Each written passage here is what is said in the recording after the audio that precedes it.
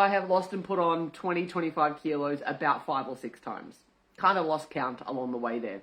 And every time I did it, I thought that I would get the golden goose, at the end of the weight loss or the end of changing my body and getting fitter or toneder, then I would feel better about myself.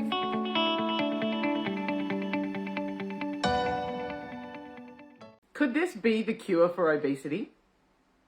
Look, I know that title and that opening may come across as a little bit clickbaity, but it really got me thinking this morning, and it's been so long since I came on here live and wanted to come and connect. I'm Linaria Gaia, body confidence, self-esteem and self-love coach, helping people to really reconnect with who they are, the love within inside of themselves. And I have been on this mission to help people to learn how to love themselves for a good 10, 15, 20 years. Good morning to everybody who's joining me live.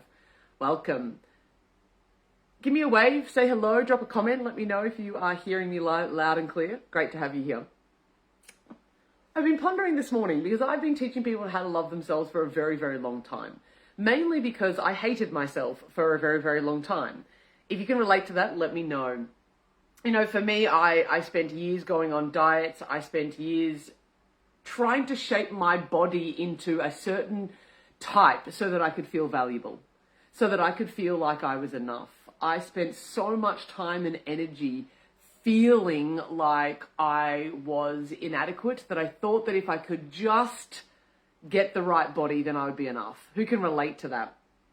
I have these moments of in my life, it led me to eating disorders. I thought that if I could just get something over there, then I'd finally feel valuable. I would finally be enough. And yes, admittedly, it helped me to lose weight. Good morning, beautiful Trudy. In the past, I have lost and put on 20, 25 kilos about 5 or 6 times. Kind of lost count along the way there. And every time I did it, I thought that I would get the golden goose, at the end of the weight loss or the end of changing my body and getting fitter or toneder, then I would feel better about myself. And yet I never changed what was going on up here inside my mind. I never changed my thought process. I still hated myself. I still thought I wasn't enough. I still had a lot of negativity going on inside of my head. I'm not sure if you can relate, if that makes any sense for those of you who are watching, or if you're watching afterwards, let me know. I spent so much of my life externalizing all of my power. Welcome, Erin. Hey, April. I spent all this energy wishing that I could be someone else just so that I could feel like I was enough. And lost all weight, and I never got there. I never had this sensation of feeling like I was worthy, of feeling like I was valuable. No matter how much weight I lost, I never had that experience of feeling secure within myself. And it wasn't until I learned how to become secure within my mind, to change my thinking, to be able to change what was going on in my head, that actually changed the experience of my body, irrelevant of what size or shape it's been. And so I've been on a mission to change that for people, to help other people who want to be able to feel confident in themselves and their body, love themselves. I've been doing this professionally for 10 or 15 odd years. So I work in groups, I run courses, I'm a best-selling author, all that kind of jazz, I do one-on-one, all that stuff. And the reason I've done all of this is because I recognize that if it worked for me and I can help it work for other people, which it does, then there's a whole bunch of happier people going around, right? Welcome, Kat. Hi, Kylie. Nice to have you here. So for me, I really recognize that changing the way that we think about our body and the way that we think about ourselves completely changes the way we experience life, which is a fabulous thing.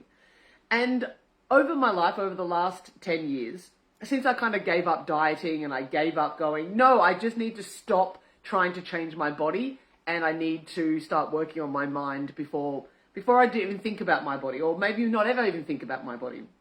Over the last probably, let's call it 8 years, my body has continued to carry weight, right? My body has continued to have excess weight on it. And I'm not saying excess weight because of a BMI. I'm not saying excess weight because of any other reason except for the fact that I feel heavier within my body. And I say feel heavier in my body. I don't mean that's a mental construct. I mean that I'm carrying excess weight on my body. I have a significant amount of fat rolls, etc., right? I'm overweight. And I love myself. I love my body. I wear crop tops. I wear bikinis. I wear shorts. I wear short sleeves. The only reason I'm not today is because it's chilly. I'm completely free within my body. And I'm going to teach you how to do that in the Body Confidence Kickstarter coming up in January, by the way. It's not what I'm here to talk about, though. Because what I said to you in the beginning of today's conversation was, could this be the cure to obesity? Could this be the cure for obesity? And I don't know yet. I'm still currently overweight. But I am on a bit of a journey where for the first time since recovering from an eating disorder, first time since recovering from really heavy self-hate, I am feeling like I am wanting to get in shape. And the fascinating thing about this, my sisters, is that for the first time in my life, I'm not wanting to get in shape because it's going to get me more value. It's not going to make me feel more valuable. I'm not looking at getting healthier, getting leaner, getting more in shape because I want to chase enoughness like I used to. Who can relate to chasing enoughness by changing their external circumstances? So I no longer am chasing enoughness. I'm not trying to prove anything. I'm not trying to get thin or skinny or fit into some kind of absurd, ridiculously tight beauty standard. I'm not attempting to do that anymore. And what has occurred to me over the last several weeks, but more so landed in this morning, which is why I've come to you live here, is that when we truly love ourselves, when we build a really, really effective, healthy relationship with ourselves, over time, we want to look after our bodies more. And I've recognized within myself that over the last many number of years, I haven't looked after my body as much as I would have liked to. I still work out, I still eat well, still do all that kind of stuff. But I haven't been as in tune with my body as what I would have liked to have been, because I've had to look after my mental health for the last 10 years. That's just the reality. I've needed to look after what was going on up here rather than what's going on inside of my body. Every single time over my life that I tried to get happier through changing my body, it didn't work. So I've spent a significant amount of time, 10, 12 years, working on my mindset, working on my connection with my own divinity. And now I'm at a point in my life where, because of the love that I've cultivated for myself, I really want to treat my body even better. Welcome Karina, welcome Nicole, hello Ali, hey Lisa, everybody here. Can this be the cure for obesity? I'm so ever so curious and would love to know your thoughts. Do you think that self-love could make you healthier? Do you think that being able to love yourself, if you had a better relationship with yourself, if you had a better relationship with your body, do you think that would lead you to better health outcomes? Would you make different decisions if you were less insecure?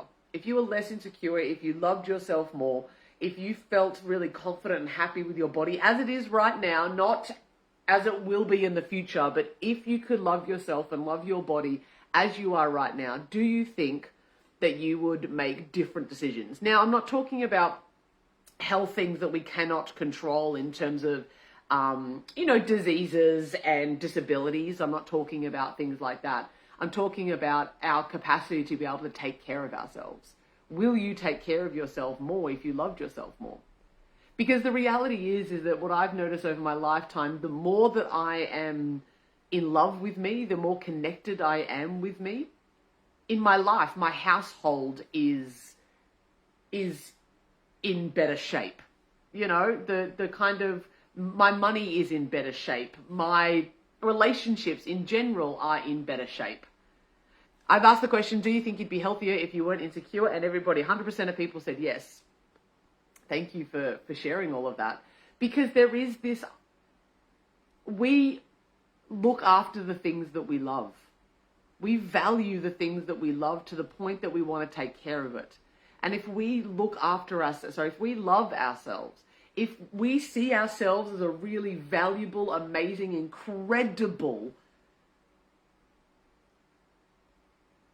person, being, I was going to say object, but we're not. If we see ourselves as entirely valuable, then as a result of that, we will look after ourselves more.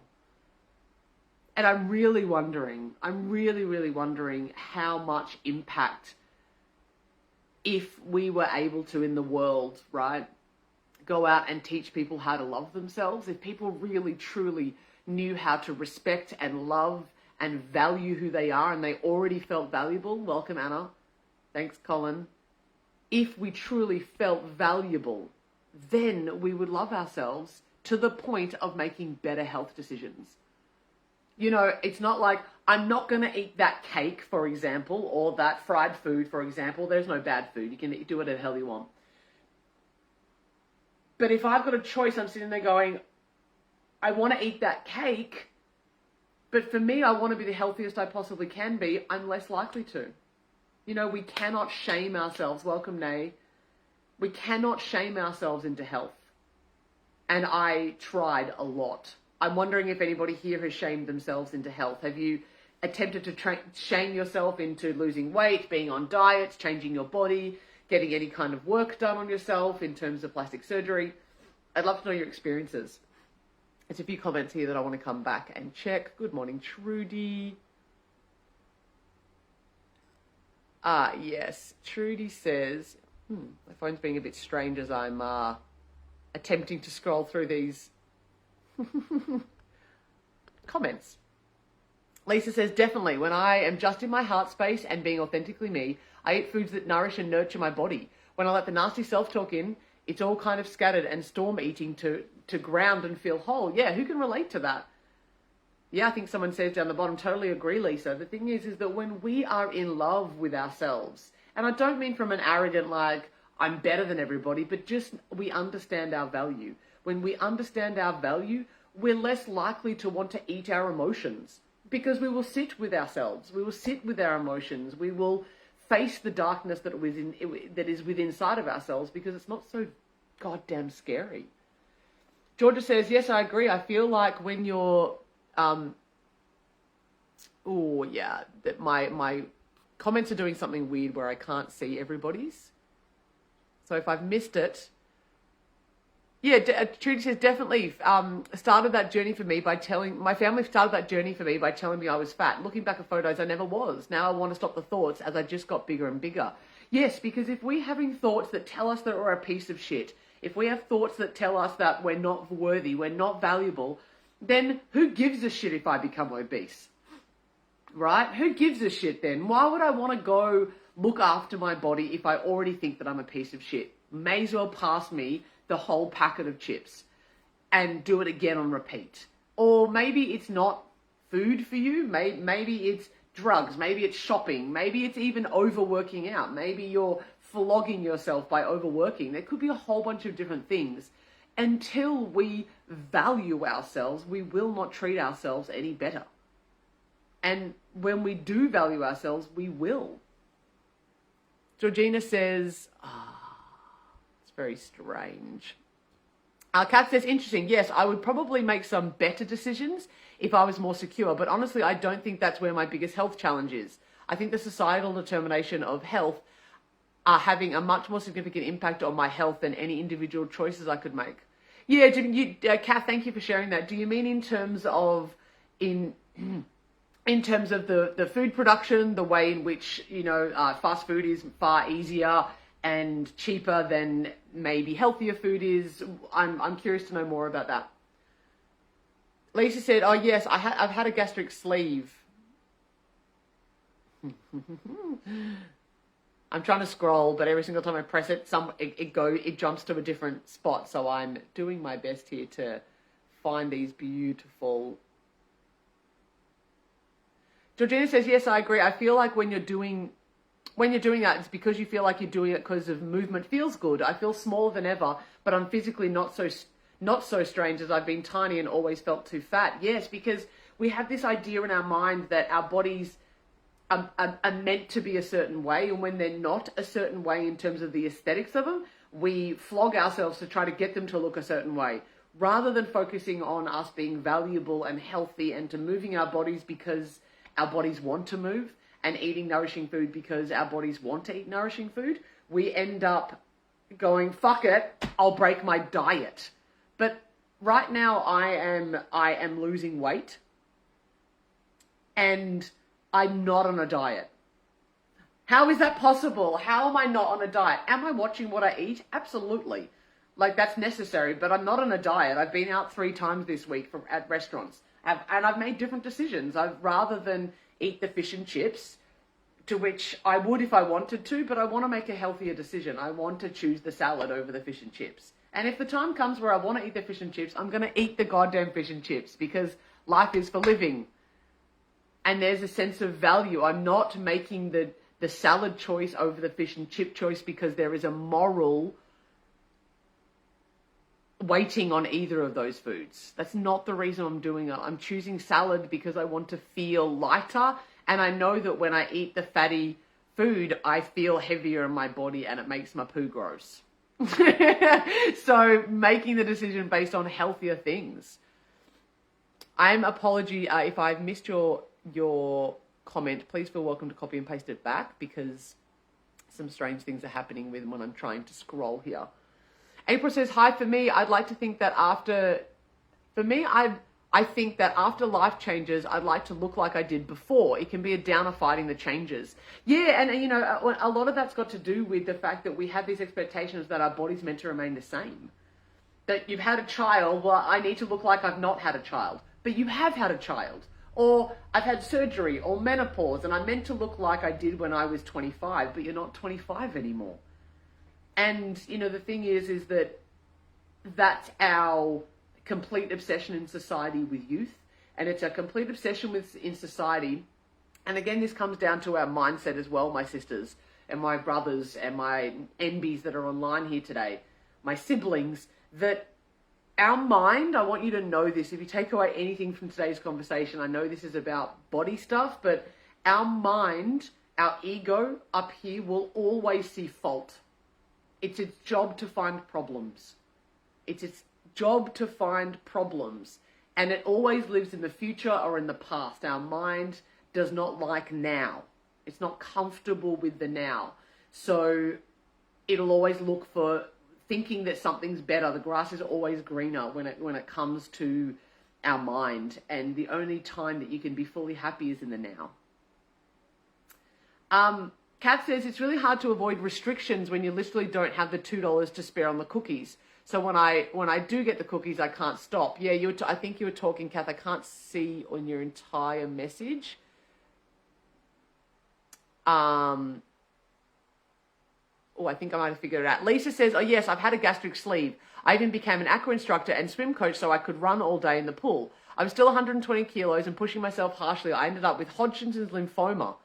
Yeah, because you were being awful to yourself, right?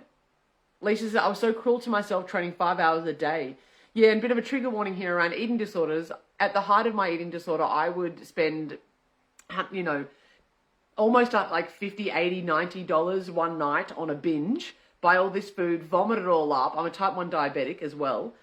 So I haven't eaten since lunchtime because I vomited all of my dinner. And then the following day at 5 o'clock in the morning, I would get up and do a boot camp and train for probably 20 hours a week. I was exhausted and awful and I looked great. Oh my God, everyone told me how thin and amazing I was. I was messed up. I was not healthy. Kath says, I'm trying so hard to follow the intuitive eating philosophy mindset, but I keep binging as a poverty response. Yes, I think that what you're saying here is that, you know, sometimes it's the lack and abundance. Who can relate to lack and abundance, even if it's not from necessarily a financial perspective, which I'm hearing yours is, Kath, and I see you in that there's this kind of like restrict and binge, restrict and binge, restrict and binge. We might even do that with our finances. If we look at the way that society's built, companies like Afterpay, companies like, you know, being able to lay by and credits and all that kind of stuff.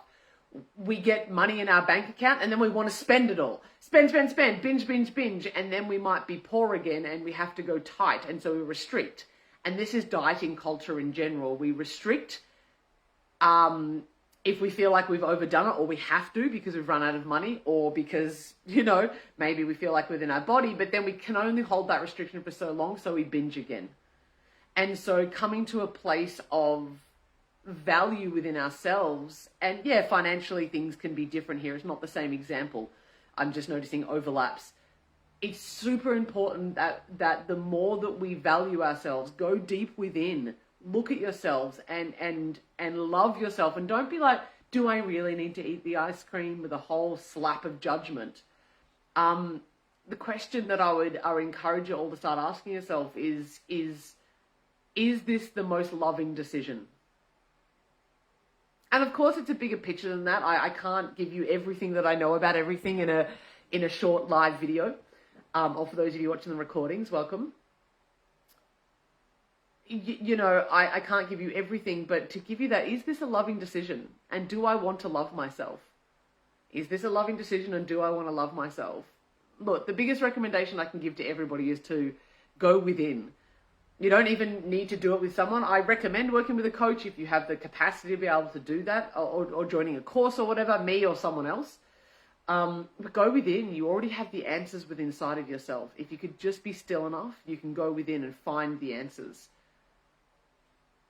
Not ignore, but understand that your thoughts aren't fact, and go within, because deep within yourselves, you really have the truth. I'm wondering if that's helped you at all, April. Lisa says, I've learned that food is just food. Live your life. Move joyfully, food for nourishment. Do the things you want to do in life. Then be grateful for this amazing vessel that helped me to survive cancer, breathe, walk, travel, experience this amazing life. I hear that. Look after your body. Take away moral judgments on activities and food, and be grateful. That's what I'm really hearing from that, Lisa. Thank you. Beautiful. Okay, I think that there's a few more comments coming through here. Yeah, April says, I keep getting it so close. Yes, it's external as well. Ran into a couple of people I worked with in the 90s yesterday, and they did not recognize me, which does not surprise me, but yet they obviously had an expectation of how I would look. Luckily, I'm resigned to 61, not looking like 30, but I did clock their responses. Yeah, people will have their judgments. But you know what? People have judgments for half a second, and then they don't give a shit. I want everybody to recognize this. If you're worried about other people's expectations or other people's judgments, they will judge you for a second, and then they will go back to giving a shit about themselves. Most people aren't. They'll give you a thought. They might give you a second thought. They might have a bitch about you behind your back for 15 seconds, and then they will get on with their unhappy lives. Happy people, people who love themselves, don't care. And they're not comparing, and they're not judging you. Unhappy people will try to bring other people down. Happy people won't do that. Yeah. And Lisa says, how backwards is the narrative? As a woman, being smaller is such an achievement. I realized when I got smaller, people treated you very differently. Yeah, and look, they will. People will treat you differently when you've got a shaved head compared to you have long hair. People will treat you differently if you are wearing heels compared to if you're wearing flats. People will treat you differently if you have money, if you don't have money. If you've got, Vegemite on your face compared to if you're wearing makeup. People will treat you differently based on everything. And if we are basing our power and our self-worth on how people treat us, we are forever under a microscope that is forever changing and will always burn us. So please understand, my friends here, you are not valuable based on how other people see you. You are valuable based on the fact that you exist. That's why you're valuable. So people will treat you differently. Let them. It's okay. You treat yourself with love and respect no matter what you do, where you go, what you look like, how old you are, and everything will change for you. Please do not place your power in the hands of other people. Place your power back in the hands of you.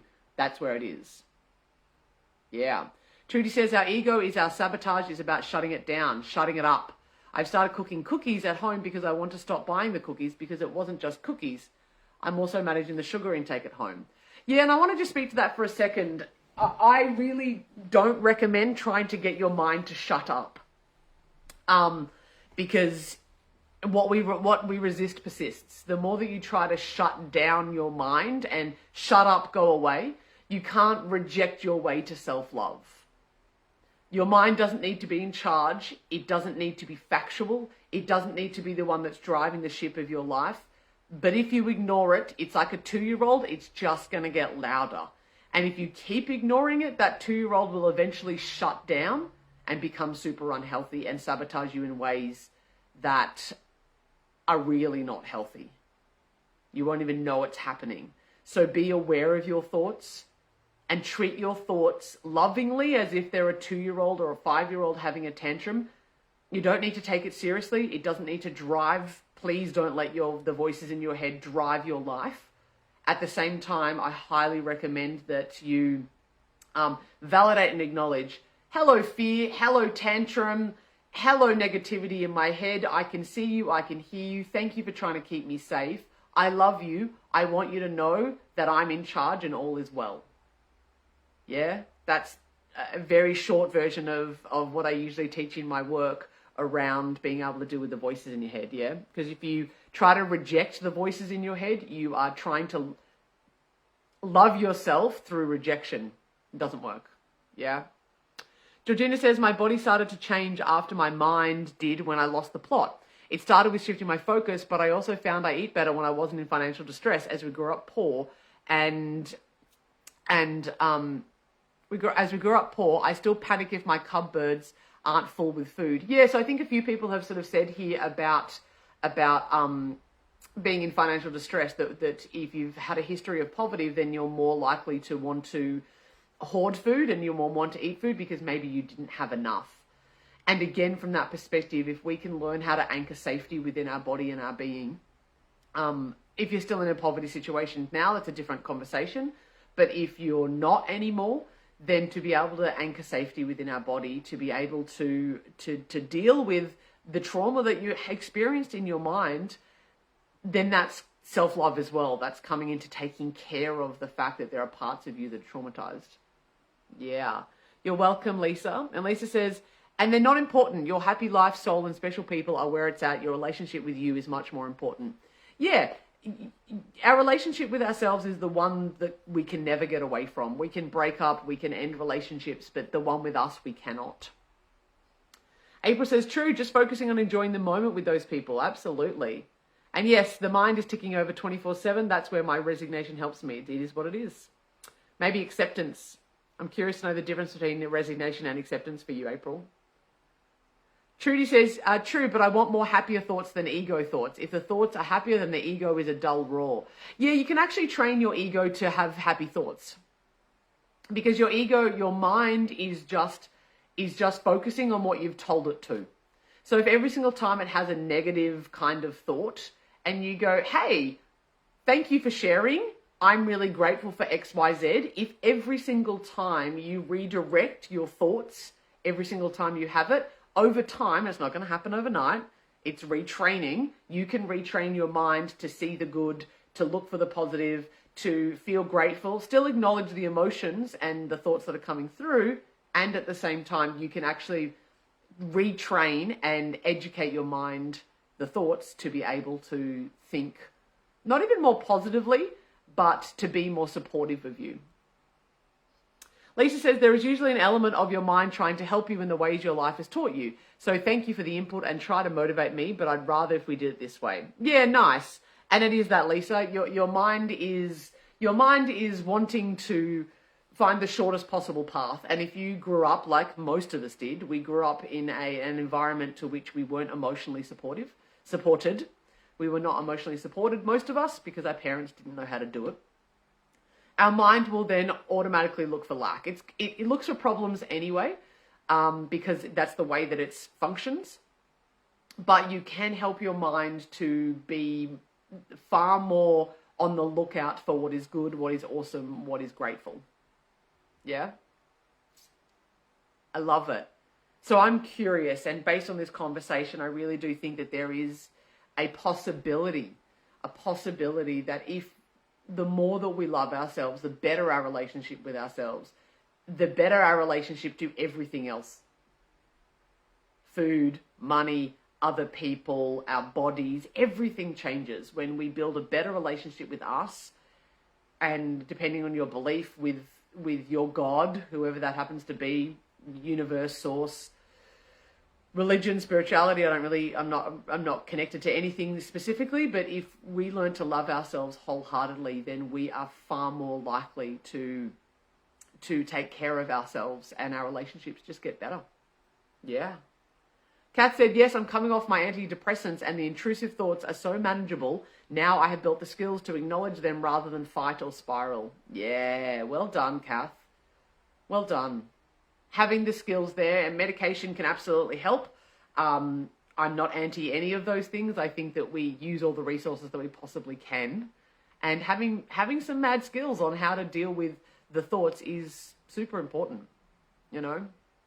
Loving yourself and loving your body and having confidence within yourself and learning how to deal with the voices in your head is one of the most powerful things that I've ever done in my life. And why in every single course that I teach, I talk about the fact that we have to deal with our mind. It's like the gatekeeper. We can lose all the weight we want, we can get all the money we want, we can have all the circumstances we want in our life go our way, and if we do not deal with the thoughts in our head, we will continue to be in a fight. We cannot expect any kind of peaceful resolve in the world or out there if we do not have peace within ourselves. And that's where I think that self-love piece comes into it.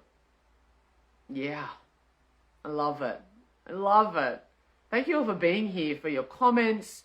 For those of you who have attended live, anyone watching afterwards, please pop your comments on here. You've been awesome. Is there any questions that anybody has while I'm live before I shoot off?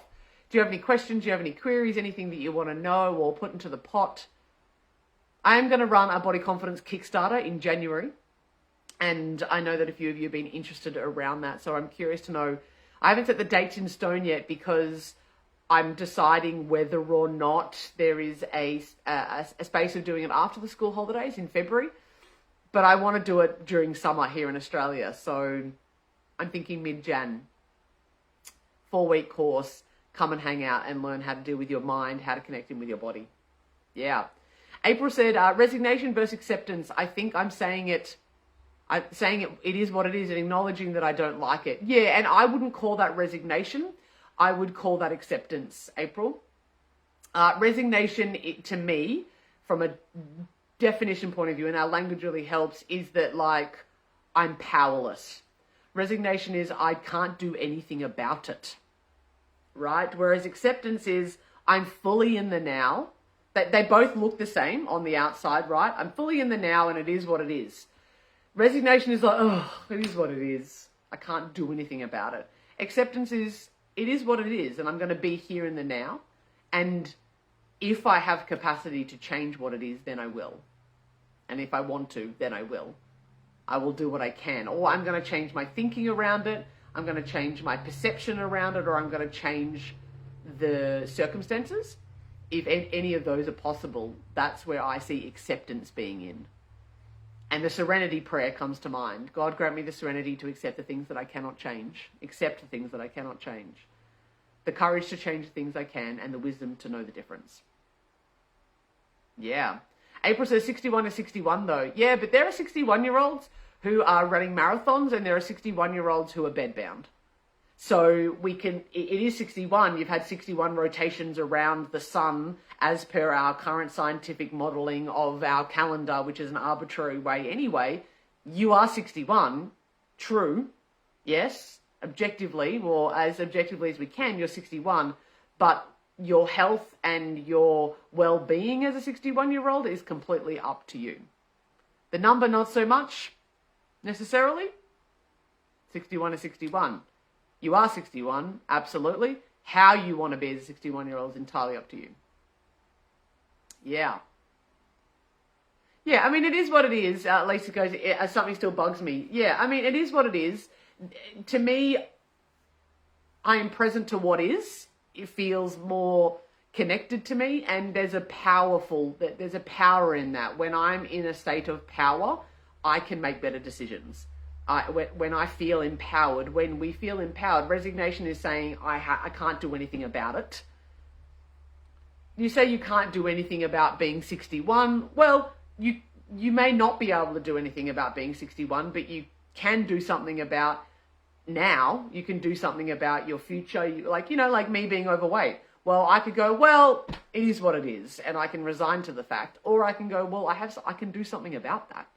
You can't do something about being 61 necessarily, or like the fact that I'm 5'10", but I can slouch. I can stand up tall if I wanted to be taller, you know. You can decide how you are considering the circumstances. You know what I mean?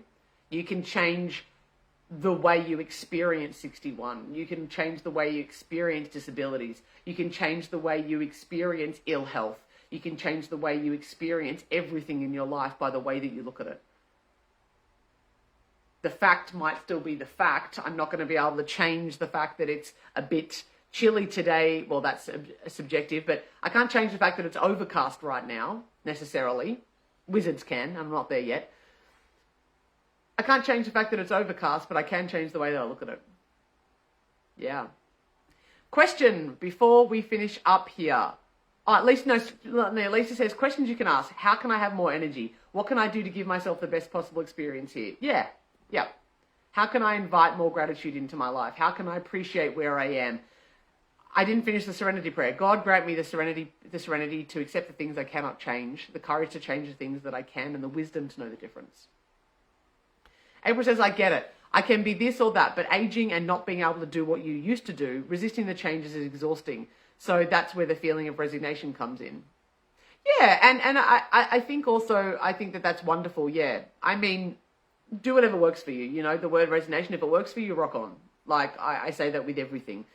To understand that things do change, and yeah, circumstances can change, and so maybe you're not as bendy as you were when you were 20, or you're not as, your skin doesn't bounce back as well as it used to when you were 15 or even 35. Yeah, and being able to accept change in our life is the most powerful thing because everything changes. I have a tattoo on my arm here. You can barely see it because of where it goes, but it's a autumn leaf, and the reason I have it is because it reminds me that everything changes. Everything does. And to embrace the change, to embrace things that do change within ourselves, again, the serenity prayer. Let me accept the things that I cannot change, the courage to change the things that I can, and the wisdom to know the difference. Yeah, I love it. Thank you so much for hanging out with me this morning. What a treat. I came on live just randomly. Who would like me to come on live more frequently? I've been thinking about sort of doing that and coming on and doing more live. Send me a thumbs up or a heart or pop a yes in the comments there if you'd like me to go live more frequently. I used to go live a lot. Every Monday I used to go live, and I'm really feeling that would be awesome to do it more. I love it. I love it. Okay, beautifuls, have yourself a wonderful Monday. Remember that you are perfect, whole, and complete as you are right now. And that the love that you are seeking in all other things, if that's any kind of addiction or food or other people, anything that you crave in others, you are wanting within yourself. Yeah, a few yes pleases and a yeses and stuff in terms of me going live. So absolutely, I'll make it happen. Mwah! Have yourself a beautiful day. This time was great. You'll be getting ready for work, Trudy says. So maybe Monday mornings. Maybe Monday mornings I go live between 9 and 10 or something like that. I have to make sure I get out of bed. Monday mornings, maybe that's a thing. I will feel into all of that and yeah, make the magic happen. Have a beautiful day, have a beautiful week, and I'll see you around the traps. And for those of you who are interested in the Body Confidence Kickstarter, leave a message down below, like a comment, or send me a message or something like that, and we'll make it work. Sending you big love. Bye.